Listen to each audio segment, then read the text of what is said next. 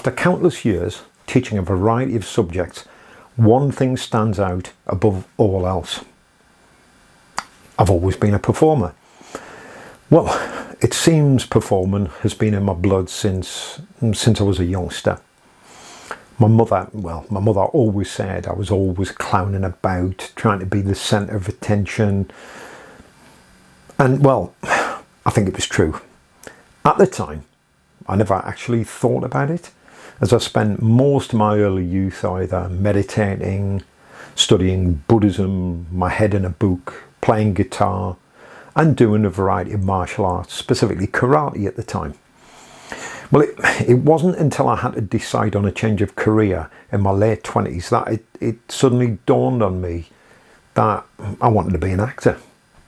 So, in 1984, I took the huge decision to apply to the University of Birmingham for a place on their prestigious Drama and Theatre Arts degree course. Now, I left school at 16 with little or no qualifications. So it was with some trepidation that, well, I worked hard and managed to get into the university in October of that year, 1984. What was a surprise to me was how well I'd done in the workshop sessions prior to them actually accepting me. These were quite intensive workshop sessions.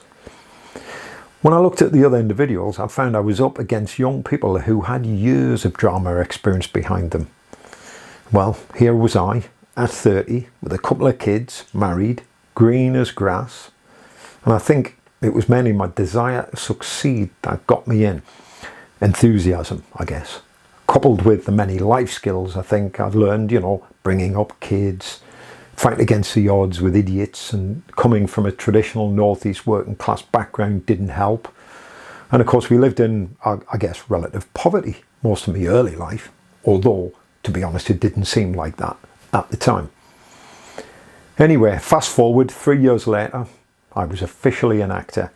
And I started working on television shows, doing films as far afield as Malta and Manchester, as well as working on the London alternative comedy circuit for 12 years. I was working alongside people who now are a household name: Harry Hill, Bill Bailey, Matt Lucas, the list goes on. And I was working as part of a double act.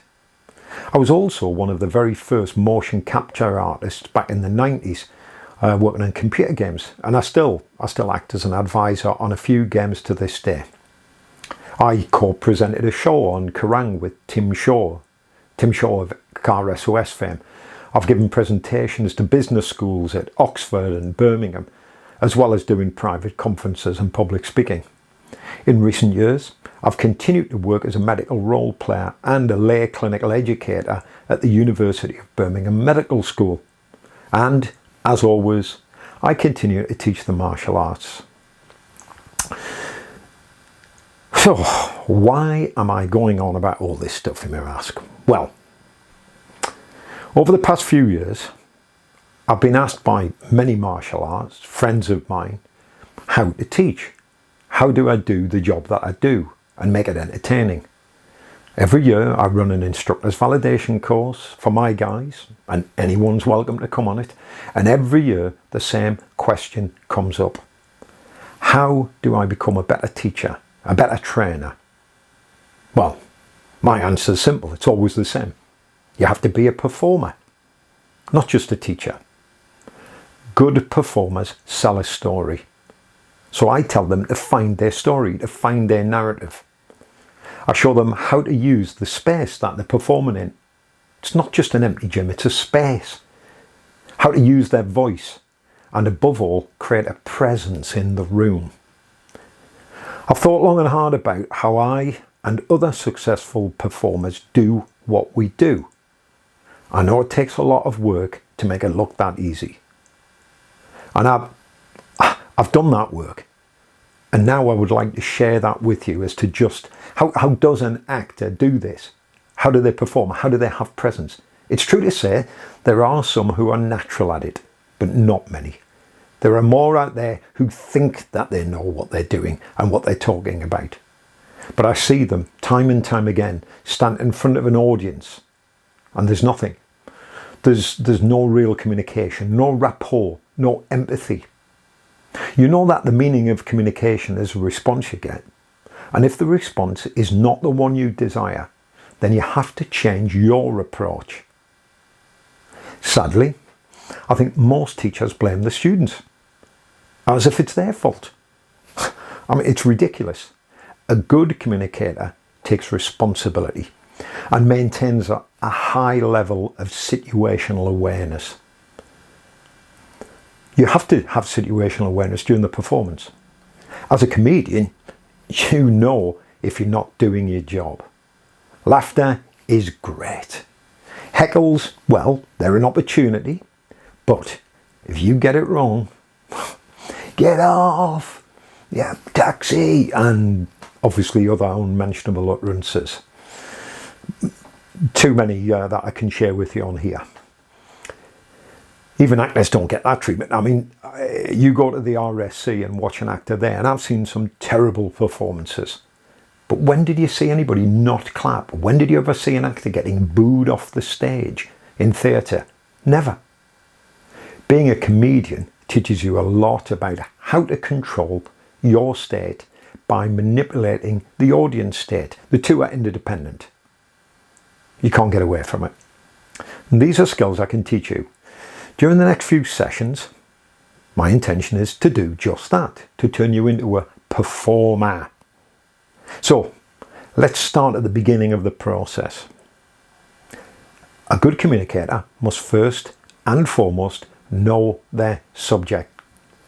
At the very least, they must know just more than the audience, and they should be teaching at the level of that knowledge.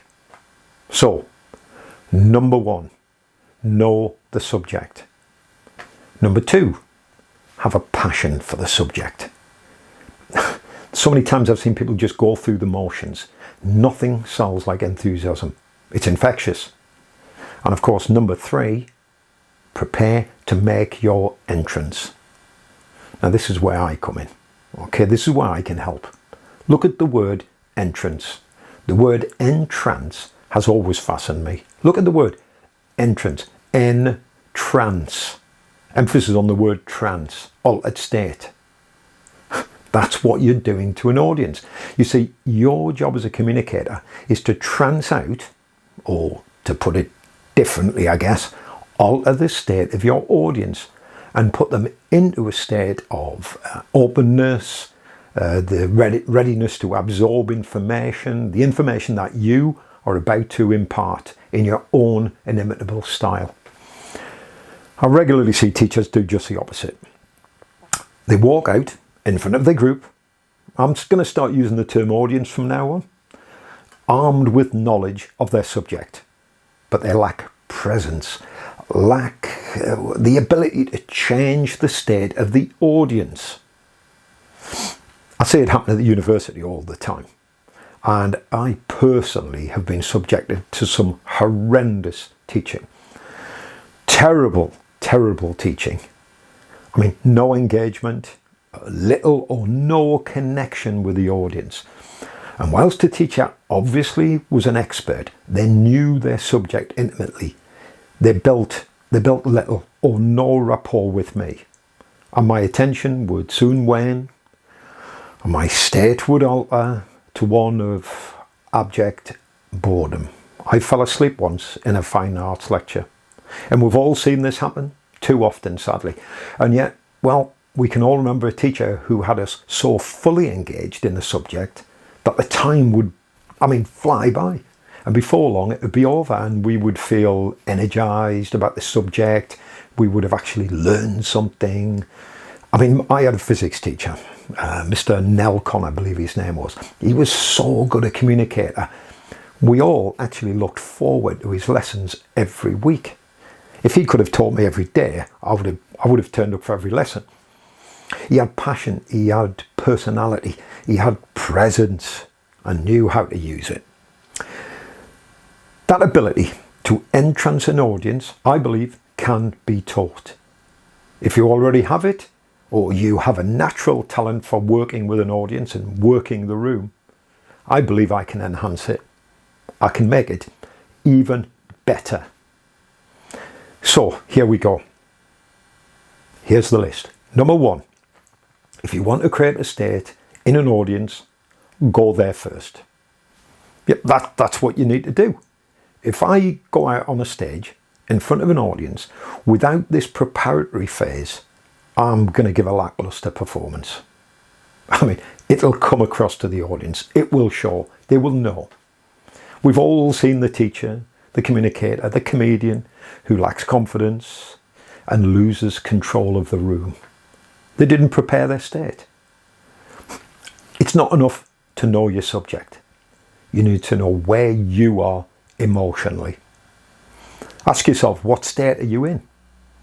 What are you going to do out there? What are you trying to achieve? I always say there's 3 types of behaviours that I've noticed in great teachers, or in all teachers.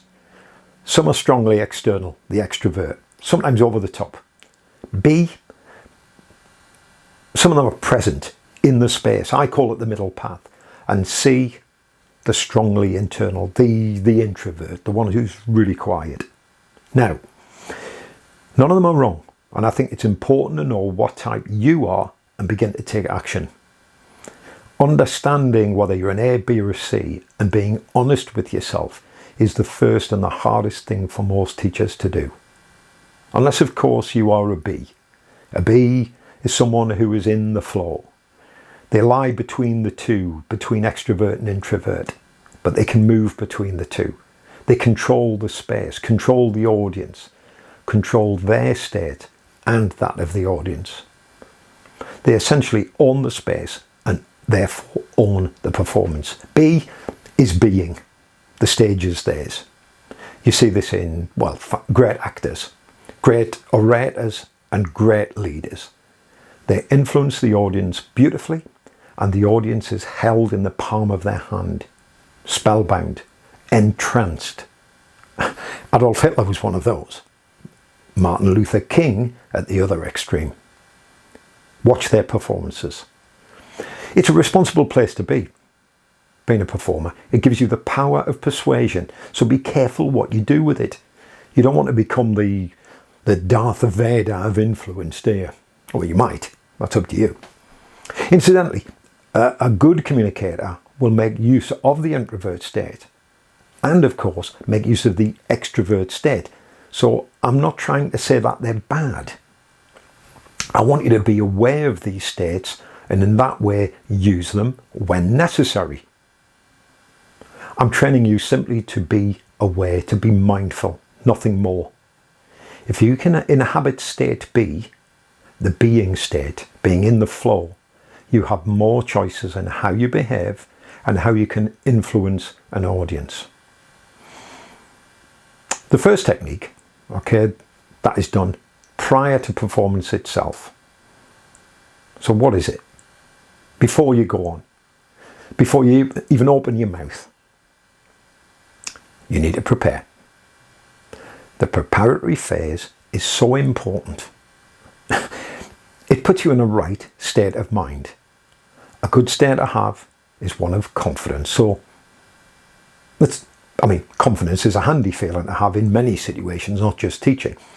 So I would want you to go back and remember a time when you were confident. Do you remember that time?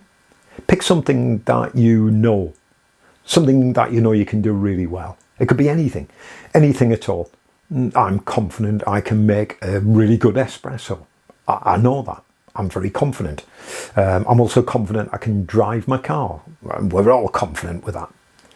It doesn't have to be anything huge. Do you remember, confidence is confidence, and it will manifest itself in your body in the same way, no matter how simple the task may seem. So what I want you to do is pick one now. Remember a time. Go back to that time in your mind's eye. And sometimes it helps to close the eyes when you're doing this. Close your eyes. It'll help you access the state. It avoids, visual distractions. So close your eyes and listen. Go back to that time. Remember it. An internal state is characterized by many things. But first we're going to think about how it makes you feel. So locate the feeling in the body. Where is it? Find it. Go back to that time, remembering confidence. Is it in your chest? Is it in your arms, in your neck, your legs? Is it heavy? Is it light? Is it neutral? Is it warm? Is it hot? Is it cool? Does it pulse? Does it throb? Does it spin? You've heard of people talking about butterflies when they're scared. That's what I mean, a feeling. Notice its qualities in terms of how it makes you feel. We're not interested in why it's doing what it does. Interesting though that might be, I wanted to explore what it's doing. When I think of a time when I have confidence, so at this moment in time, I'm talking to you guys now, I'm totally confident about what I'm talking about. It's in my legs. That's where the feeling is. It's a solid, heavy, warm feeling.